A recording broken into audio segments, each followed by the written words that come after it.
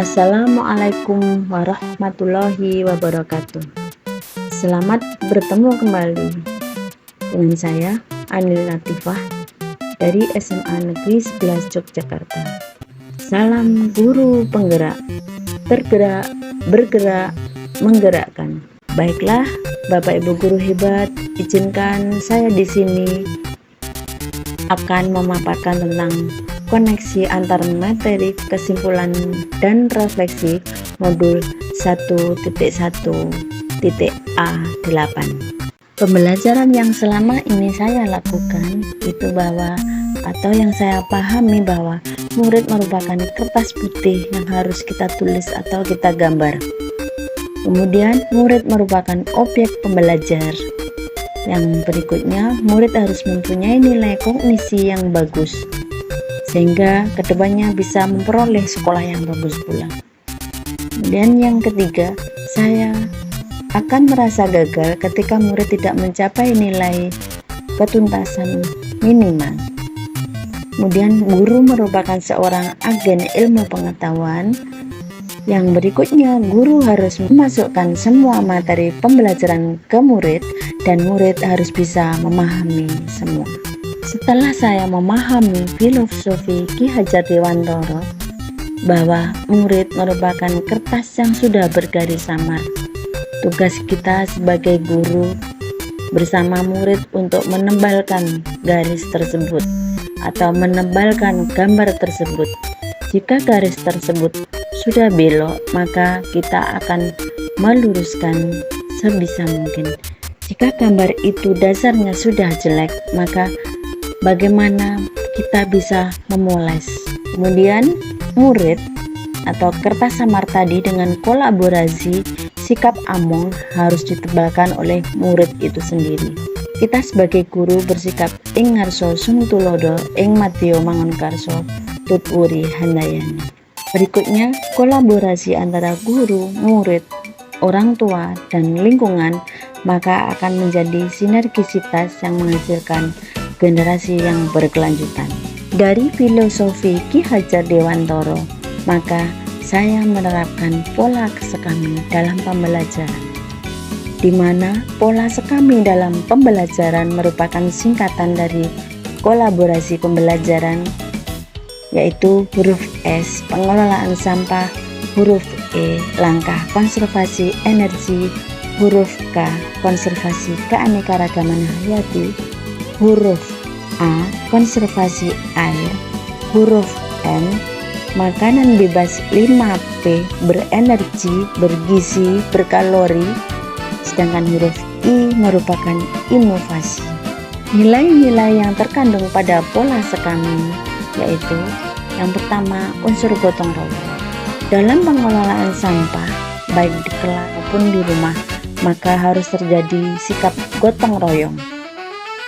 Tanpa adanya gotong royong, maka tidak akan teratasi. Nah, walaupun dalam program pembelajaran saya bahwa sampah merupakan masalah individu dan tuntas individu, tapi sikap gotong royong untuk mengelolanya tetap perlu diterapkan. Kemudian pada pola sekami juga terdapat unsur toleransi.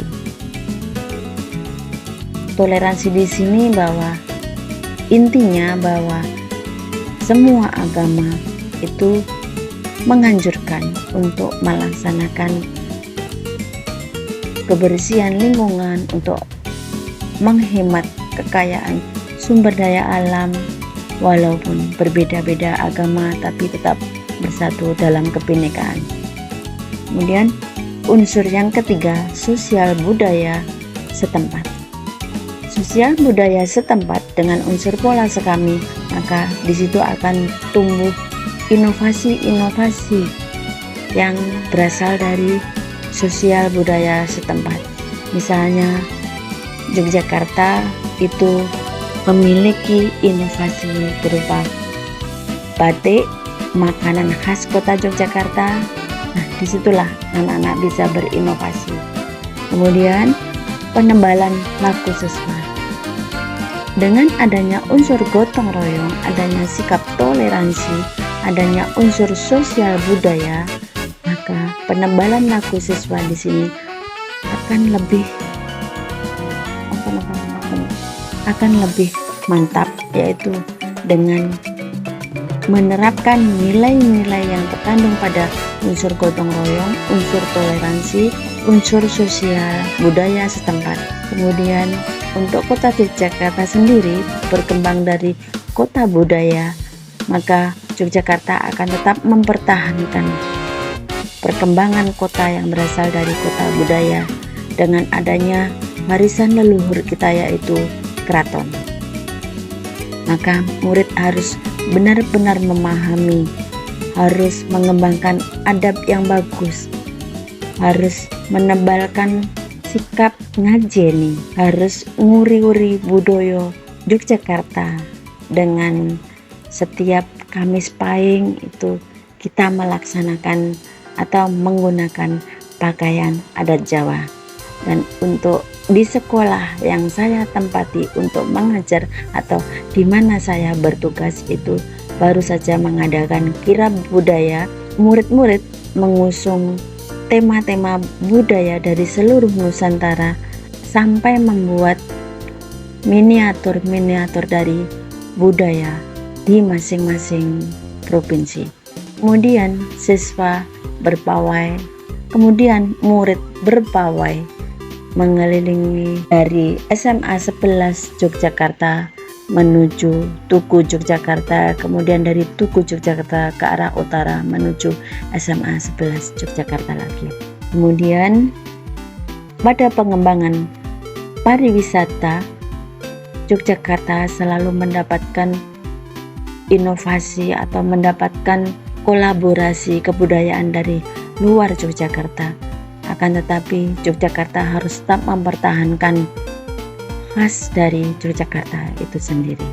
Nilai yang berikutnya yaitu mengantarkan murid untuk mencapai kebahagiaan, keselamatan, kesuksesan dalam hidupnya sesuai dengan kodrat alam dan kodrat zaman. Sehingga dalam pembelajaran perlu diterapkan nilai-nilai alamiah dari murid itu sendiri.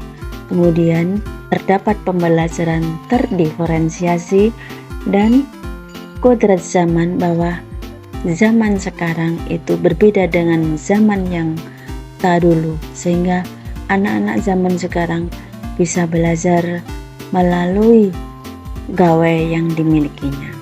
Demikian tadi pemaparan dari saya tentang koneksi antar materi, kesimpulan, dan refleksi modul 1.1.A8. Kemudian atas perhatiannya saya ucapkan terima kasih. Wassalamualaikum warahmatullahi wabarakatuh.